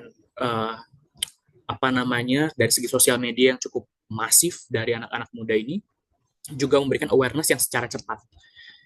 Itu, dan anak-anak muda ini juga menurut saya pribadi jiwa sosialnya somehow lebih tinggi karena mereka juga in one side melihat bahwa ini sebuah hal yang bisa dijadikan konten, tapi di sisi lain juga mereka melihat bahwa ini ada kepuasan tersendiri buat mereka. Seperti itu, Mas Teddy, jika saya menjawab pertanyaannya. Baik, hatur nuhun, mudah-mudahan menjawab pertanyaan dari Pak Teddy Irawan, dan Pak Teddy sebagai salah satu young generation juga turut berkontribusi untuk melakukan prinsip-prinsip sustainability. Atur nuhun. Dan kita beralih ke kolom komentar. Saya akan membacakan pertanyaan dari Pak Tony untuk Pak Rifki. Masih ya, pertanyaannya adalah, jika ada sertifikat tourism, apa yang menjadi syarat untuk mendapatkan sertifikat tersebut dan berapa lama masa berlaku? Silakan Pak Rifki. Ya, terima kasih. Jadi untuk pertanyaannya mengenai sertifikasi, di sini juga nanti ada tim dari Control Union, ada Mbak Verly di sini nanti. Jika ingin menambahkan, Mbak Verly adalah koordinator untuk Social dan Tourism Divisions. Kalau saya mungkin dari berdasarkan apa yang kita lihat ya, untuk persiapannya sendiri. Jadi rekan-rekan semua bisa mempelajari, pertama mempelajari dulu mengenai pilar-pilar yang ada di masing-masing program sertifikasi. Begitu, karena mereka akan share atau publish pilar tersebut untuk dipelajari terlebih dahulu oleh para pelaku bisnis pariwisata. Itu yang pertama. Contohnya misalnya contoh GSTC, Global Sustainable Tourism Council. Ini mereka publish untuk beberapa kategori bisnis pariwisata, restoran, hotel, tour operator, dan destinasi yang sudah publish sekarang. Rekan-rekan bisa melakukan hal tersebut gitu. Kemudian yang kedua, bisa join beberapa program untuk meningkatkan awareness-nya, karena kita kadang butuh untuk point of view-nya dari orang-orang yang memang sudah berkecimpung di bidang tersebut. Dan start untuk mempersiapkan dari hal yang foundational atau yang dasar. Yang pertama, contoh membuat sistem sustainability management sendiri. Di saat saya berbicara mengenai sistem sustainability management ini, jangan berpikir bahwa sebuah sistem mesin dan sebagainya, no, bukan. Tapi ini berkaitan sama yang halnya sifatnya policy. Jadi rekan-rekan semua membuat policy dan SOP dari segi di internal, kemudian untuk supplier dan seperti apa. Kemudian yang selanjutnya juga memiliki tracker atau file untuk rekan-rekan semua bisa monitoring, misalnya masuk setiap data penggunaan energi setiap bulan, air setiap bulannya, kemudian ekonomi benefit yang diberikan setiap bulannya ke masyarakat lokal, itu udah ada trackernya. Jadi mulai membentuk habitnya dulu dan dasarnya dulu. Setelah itu, untuk program sertifikasi sendiri ada beberapa macam untuk masa waktunya. Dan itu tergantung dengan programnya masing-masing. Untuk salah satunya ini GSTC, itu validasinya selama 3 tahun. Jadi misalnya di tahun pertama rekan-rekan semua udah certified, sertifikatnya akan berlaku selama 3 tahun. Begitu. Namun setiap tahunnya nanti teman-teman akan di surveillance atau dicek. Jadi tim auditor akan datang setiap tahun untuk ngecek apakah masih dilakukan practices-nya, dampaknya atau manfaatnya sudah sejauh apa, improvementnya sudah sejauh apa. Jika rekan-rekan semua di tahun pertama atau kedua dilihat oleh auditor malah menyalahi aturan, sertifikatnya akan dicabut. Seketat itu sebenarnya. Sangat Seperti ketat itu. Ya, Pak Rifki ya. Betul, karena ini berkaitan dengan kredibilitas kan ya Bu ya. Iya, betul-betul. Begitu. Baik, hatur nuhun. Dan ternyata Pak Tony juga memiliki satu pertanyaan lain, tapi untuk Pak Riyadi ini juga sangat menarik. Dan mungkin saya melihat fenomena ini banyak dirasakan oleh masyarakat luas, Pak Riyadi. Pertanyaannya adalah, apa yang harus dilakukan untuk penjualan produk asli daerah yang pernah saya lakukan ke lapangan, rata-rata tidak mau membuat makanan asli karena kurangnya daya beli masyarakat. Nah, bagaimana cara mengantisipasi ini, karena mereka lebih prefer makanan instan barangkali. Bangga Pak Riyadi. Baik, terima kasih Bu Titing, Pak Tony. Ini juga menyambung pertanyaannya Teh Nalia ya, tentang strategi konkret, tentang tata ruang, dan juga dari kawan yang lain juga. Oh ya, boleh silakan langsung dijawab ya dari Naila juga. Ya, Terima kasih betul. Pak Riyadi. Pak Tony, memang ini menjadi sebuah PR bersama kita, Pak, karena ini juga harus ada regulasi. Makanya kan 3 peranata sosial ini harus melekat begitu ya, antara eksekutif, yudikatif begitu ya, dan yang lainnya. Ini harus sama-sama. Perlu ada semacam perda khusus yang menjadikan itu sebagai acuan begitu ya, ketika hal itu diberlakukan. Misalnya ada kewajiban bagi para pengusaha hotel ataupun restoran untuk menyerap hasil-hasil produksi dari masyarakat begitu ya, terutama masyarakat tradisi misalnya. Nah, ini menjadi salah satu.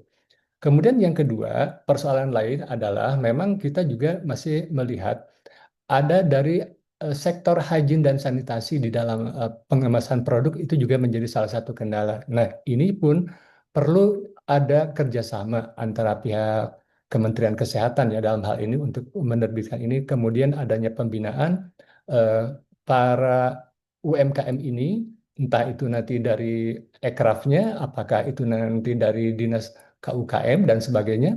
Nah, ini juga menjadi harusnya kolaborasi begitu ya. Nah, di samping itu kita sebagai kaum akademisi di bidang pariwisata maupun lintas multidisiplin yang lain, kita bisa saling mengisi satu sama lain untuk memperkuat. Karena hal ini harusnya menjadi satu kesatuan, gitu ya. Jadi tidak terlalu egosentris gitu ya. Tapi justru ini harus kolaborasi, gitu ya. Harus kolaborasi yang kuat. Nah, kemudian menjawab pertanyaan Teh Nalia ya terkait dengan konkret tata ruang ini tadi. Jadi memang ini harus dikembalikan. Ini siapa pemilik kebijakan yang mengeluarkan eh, penggunaan lahan-lahan di kawasan seperti itu. Beruntung kita di Provinsi Jawa Barat ini Pak Dedi ya, beliau sangat concern dengan hal ini karena beliau sangat paham dengan konsep yang tadi Tritangtu. Jadi beliau sangat menindak tegas apabila kawasan-kawasan itu yang memang memberikan dampak sosial yang cukup skalanya besar. Nah, ini beliau memberikan satu perhatian apa penting begitu ya bagaimana pengelolaan sebuah kawasan jangan sampai dimasuki oleh orang-orang yang memang tanda kutip tidak punya tanggung jawab terhadap sosial dan lingkungannya. Nah, barangkali ini juga menjadi perhatian penting bagi dinas-dinas terkait yang memberikan legalitas atas penggunaan tentang tata ruang tadi. Nah, ini juga yang harus menjadi satu persoalan. Contoh nih, ini kasus yang sudah berlangsung lama. Kabupaten Bandung Barat dengan Kabupaten Bandung maupun Kota Bandung. Ini dampaknya apa, Ibu Bapak sekalian? Saat ini yang kita rasakan di kawasan Bandung, kenapa sering hujan, banjir yang terus-terusan gitu ya, intensitasnya cukup tinggi, bahkan Lembang saja sudah menjadi kawasan yang rawan banjir.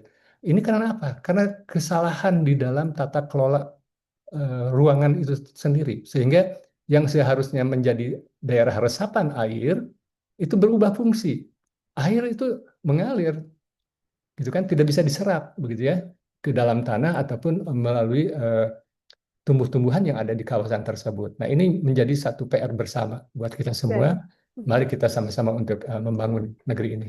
Baik, hatur nuhun Pak Riyadi. Mudah-mudahan menjawab dua pertanyaan tadi ya, Naila dengan Pak Tony. Dan selanjutnya ini mungkin akan menjadi the last questions untuk sesi Q&A ini. Ini dari mahasiswa Stepar, Zaki Fadlan untuk Pak Rifki.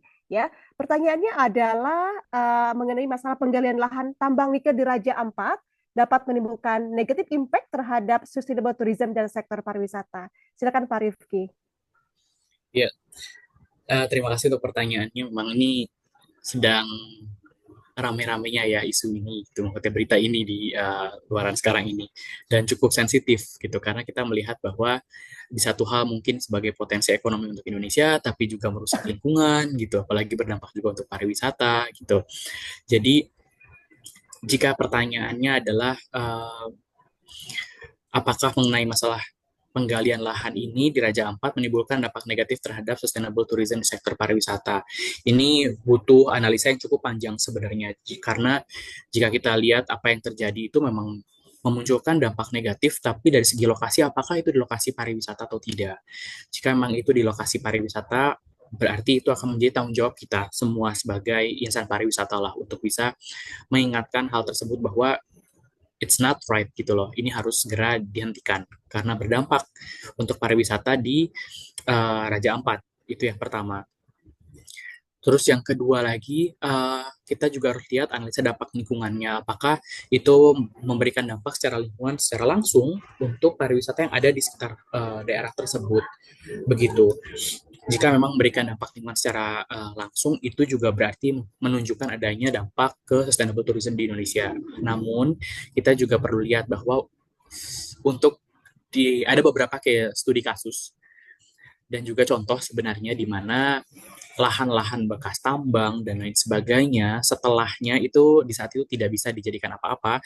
Pariwisata adalah salah satu industri yang bisa menyelamatkan lahan tersebut agar menjadi lebih kembali produktif secara ekonomi. Dalam artian itu menjadi salah satu atraksi wisata. Contoh misalnya di Australia dulu kalau ada lahan bekas tambang dengan tunnelnya masih ada di situ dan lain sebagainya, karena sudah tidak ada lagi yang bisa diekstraksi dari situ, akhirnya itu terbengkalai. Nah, kemudian tempat tersebut dijadikan sebuah atraksi wisata yang sekarang malah mendatangkan turis dan memberikan manfaat secara ekonomi. Begitu. Jadi kadang kita juga perlu lebih kritis lagi untuk menanggapi isu yang terjadi. Bukan berarti saya setuju dengan apa yang terjadi dan ekstraksi terhadap lingkungan, tapi kita menjadi masyarakat yang bisa lebih kritis lagi dan melihat dari segala macam sisi lah. Seperti itu. Baik, atur nuhun Pak Rifki dan Ibu Bapak. Tidak terasa kita sudah di penghujung acara untuk sesi Q&A. Sekali lagi kami menghaturkan terima kasih kepada seluruh narasumber, Ibu Bapak yang telah menyampaikan pertanyaan yang sangat menarik dan kepada seluruh peserta yang telah mengikuti sesi webinar seri 5 ini. Ya, dan saya izin sebagai moderator menyampaikan beberapa benang merah dari pemaparan diskusi ini, diantaranya bahwa pertama, Sustainable Tourism Certification ini sangat penting di sektor pariwisata karena pariwisata memiliki lingkup yang sangat global dan tidak dipandang sebagai cost tapi sebagai invest yang berdampak pada additional values untuk bisnis maupun untuk masyarakat. Dan dari sisi gastronomi, saya memiliki highlight yang sangat penting bahwa gastronomi tidak hanya sekedar rasa, namun juga memiliki peran penting dalam aspek pemberdayaan masyarakat dan juga kesejahteraan. Dan tentu banyak prinsip-prinsip Sundanis yang bisa diimplementasikan dalam kehidupan sehari-hari kita yang mendukung pada pola transformasi regeneratif di Indonesia. Dan untuk penutup, saya izin untuk closing dengan pantun. Jika Pak Rifki berbicara sertifikasi, Pak Darwis terkait gastronomi. Semoga diskusi ini diterima dengan senang hati untuk terus memperbaiki lingkungan dan diri kita sendiri. Hatur nuhun, saya Tin Kartika pamit undur diri. Back to you, Pak Dani. Silahkan. Baik, terima kasih Bu Titin Kartika. Hadirin yang kami hormati, demikianlah rangkaian kegiatan webinar ahli series 5 pada pagi hingga siang hari ini. Kami mengingatkan untuk dapat mengisi presensi yang telah di-share melalui chat box. Dan kami mengundang Wakil Ketua Umum DPP Ahli Bidang Pendidikan, Dr. Andes Rohyan Sosiadi, MPD, untuk dapat menyerahkan sertifikat penghargaan kepada narasumber dan moderator.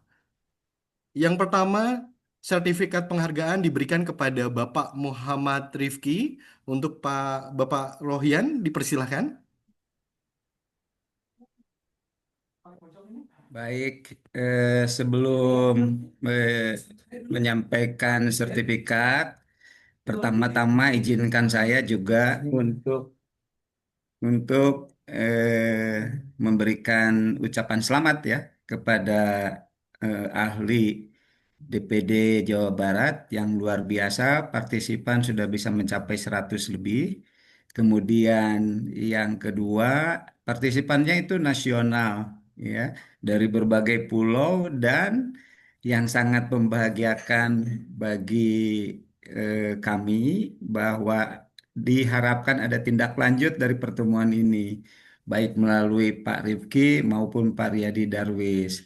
Oleh karena itu, saya haturkan banyak terima kasih Pak Muhammad Rifki atas pencerahannya, bahwa terutama adalah junior-junior kita yang memang dari akademisi banyak yang hadir di dalam pertemuan ini. Maka standarisasi adalah merupakan suatu keniscayaan manakala kita mau bergerak di bidang pariwisata secara global. Jadi itu merupakan suatu keniscayaan, dan pencerahan ini mudah-mudahan bisa memberikan insight atau inspirasi buat kita semua. Selamat dan terima kasih Pak Rifki atas waktu dan knowledge-nya yang sharing kepada kita. Terima kasih. Jazakumullah. Terima kasih Bapak, terima kasih atas kesempatannya. Terima kasih, kita foto bersama Pak Rifki. 1, 2, 3. Baik, terima kasih Pak Rifki. Selanjutnya Pak Rohyan, mohon izin. Selanjutnya kepada Bapak Dr. Yadi Darwis, MPD. Kita akan memberikan sertifikat penghargaan. Kepada Pak Rohyan, dipersilahkan. Pak Darwis, kesadaran menjaga nilai-nilai kearifan lokal untuk mewujudkan pariwisata sustainability, regeneratif, kemudian juga sangat menarik sekali bahwa memahami ekosistem yang ada di dalam dimensi pariwisata merupakan juga suatu keharusan ya di dalam memahami ini, dan Pak Wibi tadi juga memberikan satu ini, jadi bukan hanya ekosistem katanya, sound systemnya yang sekarang harus digaungkan juga seperti nilai-nilai yang disampaikan oleh Pak Riyadi Darwis. Jadi dan pada kesempatan ini acara ini diharapkan adanya tindak lanjut yang memang bisa di ini Pak Riyadi Darwis ya ditindak lanjut untuk ini tadi Bu Ati barangkali kerjasama dengan Pak Wibi dan juga Ibu Meli ya untuk bisa ditindaklanjutkan dari aktivitas ini. Terima kasih atas pencerahannya dan knowledge-nya. Jangan bosan-bosan Pak Riyadi Darwis untuk berbagi kepada kita terutama di DPD Ahli Jawa Barat yang luar biasa sangat aktifnya. Terima kasih. Jazakumullah. Sama-sama. Terima kasih Pak Rohyan. Izin Pak Riyadi, kita berfoto bersama. 1, 2, 3. Baik, terima kasih Pak Riyadi. Selanjutnya, sertifikat penghargaan kepada moderator Ibu Titing Kartika. Kepada Pak Rohyan, dipersilakan. Terkhusus untuk Bu Titing yang luar biasa, ya, sangat menggembirakan militansi Bu Titing, semangat Bu Titing, dan terutama energinya Bu, ya, selalu voltasenya tinggi terus, nggak pernah lemah, membuat inspirasi buat kita semua. Terima kasih Pak Bu Titing, jangan bosan-bosan, luar biasa Bu Titing. Terima kasih Bu Titing. Sami-sami ya nuhun Pak dengan senang hati. Baik, terima kasih. Kita foto bersama. 1, 2, 3. Terima kasih kepada Pak Rohyan dan Bu Titing. Selanjutnya Bapak Ibu mohon perkenannya untuk membuka kamera. Membuka kamera untuk kita dapat berfoto bersama yang akan dipandu oleh operator. Boleh dibuka kameranya dulu, berikan pose terbaik seperti itu. Karena dari operator, silakan operator bisa memandu untuk kita berfoto bersama. Ini ada beberapa slide. Baik, untuk slide pertama dulu ya. 3, 2, 1, oke. Selanjutnya, sudah cakep. 3, 2, 1. Sudah cukup. Baik, terima kasih operator. Terima kasih Bapak Ibu semua. Semoga materi yang telah disampaikan dapat memberikan manfaat, menambah wawasan, serta memperkuat sinergi kita dalam membangun sektor pariwisata dan hospitality yang tangguh dan adaptif. Sampai bertemu kembali pada kegiatan ahli berikutnya. Akhiratul kalam. Wassalamualaikum warahmatullahi wabarakatuh. Waalaikumsalam warahmatullahi wabarakatuh. Terima kasih Bapak Ibu yang sudah Terima join. Sama-sama kasih Pak Bapak Dani, Ibu semua Ibu yang Bapak yang berhadir. lain. Semoga bermanfaat. Pak Dani semangat. Terima kasih Pak Ryan. Sehat selalu, bahagia selalu. Semangat, Assalamualaikum. semangat. Siap. Pak Dokter. Ya. Alhamdulillah, hatur nuhun, Ang Chandra, Sadayana, Ya, Bu Ati, kawan-kawan. Turnuhun Pak Riyadi.